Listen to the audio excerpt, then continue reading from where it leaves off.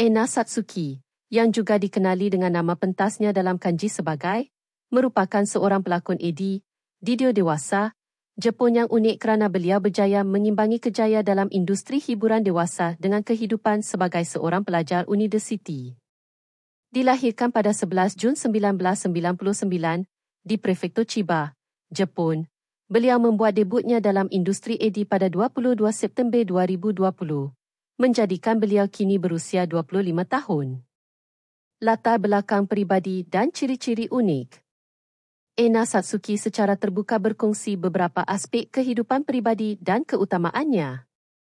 Beliau menyatakan bahawa pengalaman seksual pertamanya adalah agak lewat, iaitu pada tahun 2019, ketika beliau berusia 19 tahun.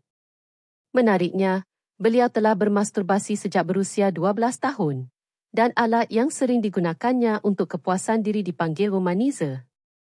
Selain daripada kehidupan intimnya, Ena Satsuki memiliki cita rasa yang tersendiri.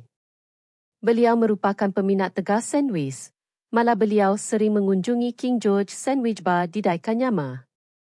Dalam sebuah temu bual, beliau turut menyatakan kesukaan istimewa terhadap bau lelaki.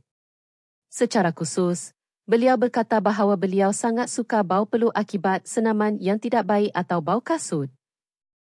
Keutamaan yang luar biasa ini, tambahnya, akan membolehkannya menyenangkan teman lelaki dengan baik. Beliau juga mempunyai seorang abang. Kejaya dalam industri Kehadiran Ena Satsuki dalam industri menonjol kerana identiti dirinya sebagai seorang penghibur dan seorang pelajar. Debutnya menandakan kemunculan seorang pelakon dengan naratif peribadi yang unik dan keutamaan yang spesifik, menjadikannya figura yang tersendiri dalam arena hiburan dewasa Jepun.